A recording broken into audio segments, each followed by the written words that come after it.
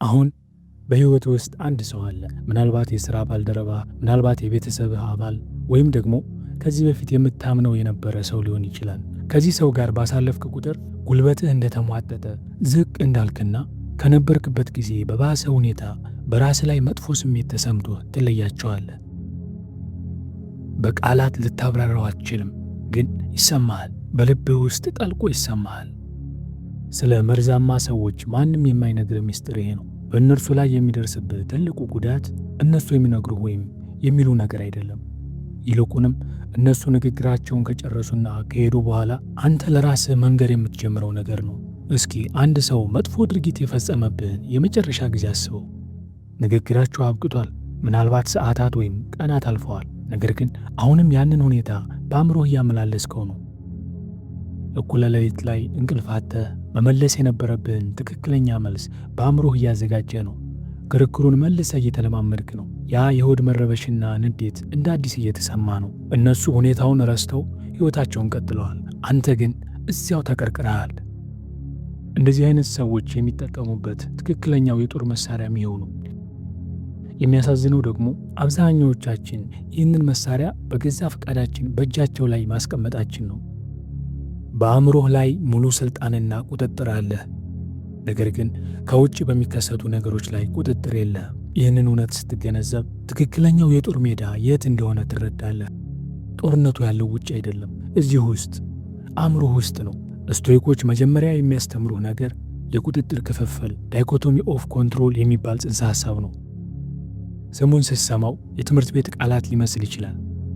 እጅግ በጣም ተግባራዊ የሆነ ሕግ ነው። በሕይወትህ ውስጥ ያለ ማንኛውም ነገር በሁለት ይከፈላል። ልትቆጣጠራቸው የምትችላቸው ነገሮችና ልትቆጣጠራቸው የማትችላቸው ነገሮች። ሐሳቦችህ፣ የምትሰጠው ምላሽ፣ ምርጫዎችህና እሴቶችህ፣ እነዚህ ሙሉ በሙሉ ያንተ ናቸው፣ በአንተ ቁጥጥር ስር ናቸው። የሌሎች ሰዎች ባህሪ፣ የእነሱ አስተያየት፣ የእነሱ ስሜት መለዋወጥ ወይም የእነሱ ተንኮል፣ ከእነዚህ ውስጥ አንዱም ያንተ አይደለም። ልትቆጣጠረው አትችልም፣ ፈጽሞ አትችልም። ይህን እውነት በእርግጥም በውስጥ ስታሰርጸው የሆነ የሚቀየር ነገር አለ። ምክንያቱም ገና ከጅምሩ ያንተ ያልነበረውንና ልታሸንፈው የማትችለውን ጦርነት መዋጋት ታቆማለህ። የሚበክሉ ሰዎች ጉልበትና ኃይል የሚያገኙት አንተ ከምትሰጠው ስሜታዊ ምላሽ ነውና። ይህ ምሳሌያዊ አነጋገር አይደለም፣ ስነ ልቦና ነው። ድራማው፣ ጭቅጭቁ፣ አንተ የምትሸከመው የጥፋተኝነት ስሜት፣ እነሱ የሚፈጥሩበት ጭንቀት፣ እነዚህ ሁሉ ለእነሱ እንደ ኦክሲጂን የሕይወት እስትንፋስ ናቸው። በንዴት ምላሽ ስትሰጥ ልክ የፈለጉትን ነገር ትሰጣቸዋለህ። በሐዘንና በስብራት ስትዳከም እነሱ ስለ አንተ ሲገነቡት የነበረውን የተሳሳተ ትርክት እውነት መሆኑን ታረጋግጥላቸዋለህ። ስቶይኮች የተረዱት አንድ ትልቅ ሐቅ አለ። አንተን መቆጣጠር ለሚፈልግ ሰው ልታደርገው የምትችለው ከሁሉ የላቀውና እነሱን እጅግ የሚረብሻቸው ነገር በፍጹም መረጋጋትና ጸጥታ ውስጥ መሆን ነው። ቀዝቃዛ ወይም ራቅ ያለ መሆን አይደለም፣ የተረጋጋህ መሆን ነው። በሁለቱ መካከል ልዩነት አለ። ልዩነቱም ወሳኝ ነው። ቀዝቃዛ መሆን እንደ ግድግዳ ነው፣ መረጋጋት ግን እንደ መሰረት ነው። ቀዝቃዛ መሆን ምንም አይመስለኝም፣ ግድ የለኝም ይላል። መረጋጋት ግን ለዚህ የሚሆን ጊዜም ሆነ ጉልበት የለኝም ይላል። ኤፒክቴተስ ይህንን ግልጽ አድርጎ አስቀምጦታል። ሰዎች የሚረበሹት በነገሮቹ ወይም በሁኔታዎቹ ሳይሆን ስለ ነገሮቹ ባላቸው የራሳቸው አመለካከትና ትርጓሜ ነው ብሏል። አንድ ሰው ዋጋ ቢስ ነህ ይላል። ያ እነሱ ያወጡት ድምፅ ብቻ ነው። አንተ ራስህ ትርጉም እንዳለው እስካልወሰንክ ድረስ ምንም ማለት አይደለም። አንድ ሰው በሌሎች ፊት ሊያዋርድህ ይሞክራል። ያ እነሱ ስለ ራሳቸው ያደረጉት ምርጫ እንጂ ስለ አንተ አይደለም። ለዚያ ቅጽበት የምትሰጠው የራስህ ትርጓሜ ብቻ ነው በሕይወትህ ላይ ሥልጣን እንዲኖረው የሚያደርገው። እዚህ ላይ ግን አንድ እውነት ልንገርህ። ምክንያቱም ብዙ ሰዎች ሌላ ሰው ሲያጠፋቸውና ሲጎዳቸው ዝም ብሎ መቆምን ለማጽደቅ ስቶይሲዝምን በተሳሳተ መንገድ ይጠቀሙበታል። ስቶይኮች ፓሲቭ ወይም ተጠቂ አልነበሩም። ማርከስ ኦሮሊየስ ጦር ይመራ ነበር። ካቶ ጁልየስ ቄሳርን በድፍረት ተጋፍጦታል። ስቶይሲዝም ጥቃትን ዝም ብለህ እንድትቀበልና ያንን ስርዓት ብለህ እንድትጠራው አያስተምርህም። ይልቁንም ከህመም ተነስተህ ከመንገብገብ ይልቅ ከጥንካሬ ተነስተህ ምላሽ እንድትሰጥ ያስተምርሃል። እናም አንዳንዴ ከጥንካሬ ተነስተህ ምላሽ መስጠት ማለት ትቶ መሄድ ማለት ነው። አንዳንዴ ደግሞ ለድርድር የማይቀርብ ግልጽና ጠንካራ ድንበር ማስቀመጥ ማለት ነው። አንዳንዴም አንድን ሰው ከሕይወት ውስጥ ሙሉ በሙሉ ማስወገድ ማለት ነው። ይህንንም የምታደርገው በምሬት ሳይሆን በጥበብ ነው። ሴኔካ እንዲህ ብሎ ጽፎ ነበር፣ እነሱን መጋፈጥ የሚያስችል ድፍረት ኑሮኝ አይደለም፣ ነገር ግን እነሱን ላለመጋፈጥ የሚያስችል በቂ ጥበብ ስላለኝ ነው። ስቶይኮች አሞር ፋቲ ብለው በሚጠሩት ነገር ያምኑ ነበር። ይህ ማለት እውነታውን አንተ እንዲሆን በምትመኘው መንገድ ሳይሆን ልክ እንዳለበት ሁኔታ ባለበት መቀበል ማለት ነው። ይህ ጽንሰ ሐሳብ ለመጥፎ ሰዎች ተገቢ የሚሆንበት ነጥብ እዚህ ላይ ነው። ብዙዎቻችን አንድ ሰው ይቀየራን ብለን ተስፋ በማድረግ መቼም የማይመጣ ይቅርታ በመጠበቅ እንዲሁም ከዓመታት በፊት የነበረን ወይም ምናልባትም ፈጽሞ ኑሮ የማያውቅን የሰውን ባህሪ ሙጭጭ ብለን በመያዝ እጅግ ብዙ ጉልበታችንን እናባክናለን። አሞር ፋቲ የሚነግርህ ይህንን ነው። ሰዎቹ አሁን ያሉበት ሁኔታ ይኸው ነው። አንተ እንዲሆን የፈለግከው ወይም እነሱ እንሆናለን ብለው ቃል የገቡልህ አይደሉም። አሁን ላይ ማንነታቸው ይህ ነው። ከዚህ ውጭ ሌላ እንደሆኑ አድርጎ ማሰብ በራስ ላይ የምትፈጽመው የጭካኔ አይነት ነው። አንድ ሰው ባለበት ማንነት ላይ መናደድ አይጠበቅብህም። ግልጽነት ብቻ ነው የሚያስፈልግህ። ብዙም ትኩረት ካልተሰጣቸው የስቶይኮች መሳሪያዎች ውስጥ አንዱ ማርከስ ኦሮሊየስ ከላይ ሆኖ መመልከት ብሎ የጠራው ዘዴ ነው። ዘ ቪው ፍሮም አባቭ። እሱ ሆን ብሎ በአእምሮ ወደ ኋላ ይመለስና ሁኔታዎችን ከሰፊ አቅጣጫ ይመለከታቸው ነበር፣ ልክ ካሜራን ወደ ኋላ እንደሚስብ ሰው። ያ የሚረብሸው ነገር በግዙፉ የታሪክና የጊዜ መጋረጃ ፊት እጅግ ትንሽ ሆኖ እስኪታየው ድረስ እይታውን ያርቀዋል። የሰደበው ሰው፣ ያሳነሰው የሥራ ባልደረባ፣ የዋሻው አማካሪ፣ በረጅሙ የታሪክ ጉዞ ውስጥ ስንመለከተው እነዚህ ነገሮች በእርግጥ ምን ያህል ትርጉም አላቸው? በሕይወቱ ውስጥ ካለ መርዛማ ሰው ጋር ይህንን ዘዴ ሞክረው፣ በእውነት ሞክረው።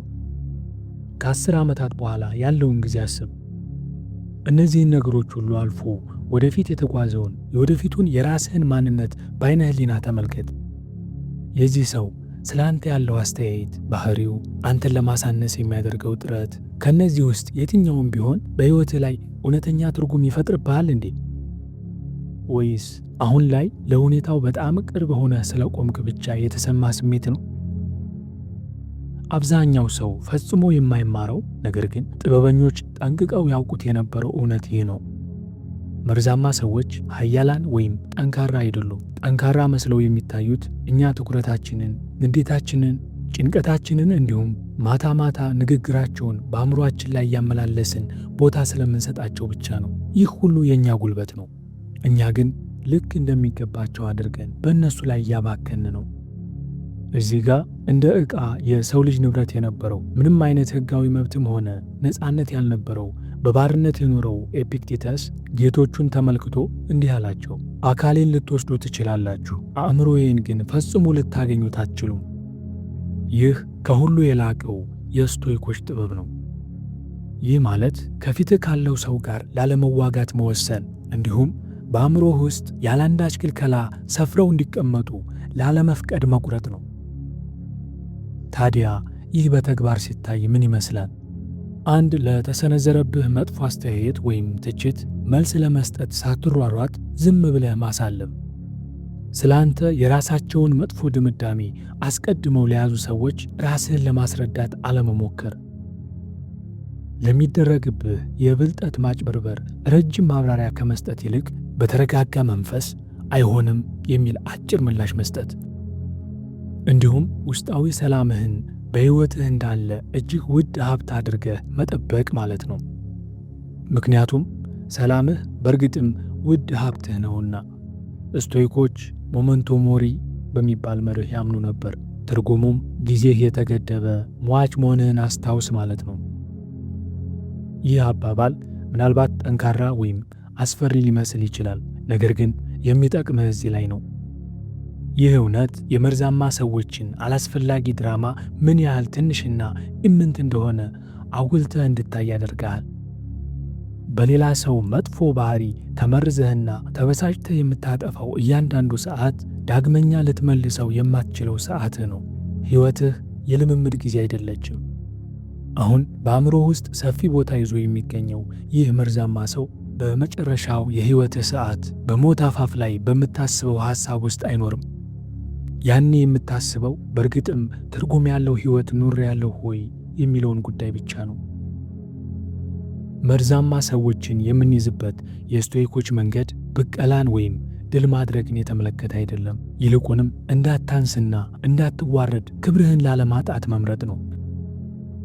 ውስጣዊ ዓለምህ መረጋጋትህና ስብዕናህን ያንተና ያንተ ብቻ እንደሆኑ በማንም ቁጥጥር ስር እንደማይወድቁ መወሰን ነው። እነሱ አንተ እንደዚህ ማድረግህን የሚጠሉት ስለምትቀጣቸው አይደለም። ይልቁንም ትኩረት ስለሚነፍቃቸውና ችላ እንደተባሉ እንዲሰማቸው ስለሚያደርግ ነው። ራሳቸውን እንደ ጠንካራ ኃያል አድርገው ለመቁጠር ያንተን ስሜታዊ ምላሽ ሪያክሽን ለሚፈልጉ ሰዎች ደግሞ ያንተ ግድ የለሽና የተረጋጋ መሆን ፈጽሞ ሊቆጣጠሩት የማይችሉት ብቸኛው ነገር ነው። ማርከስ ኦሮሊየስ እንዲህ ብሎ ጽፎ ነበር። The impediment to action advances action. What stands in the way becomes the way. ወይም ለጉዞህ እንቅፋት የሆነው ነገር እርምጃህን ያፋጥነዋል። በመንገድህ የቆመው ራሱ መንገዱ ይሆናል። በሕይወትህ ላይ ያሉ መርዛማ ሰዎች ለሰላምህ እንቅፋቶች አይደሉም። ይልቁንም ለዚያ ሰላምህ መለማመጃ ሜዳዎች ናቸው። ተጠቀምባቸው።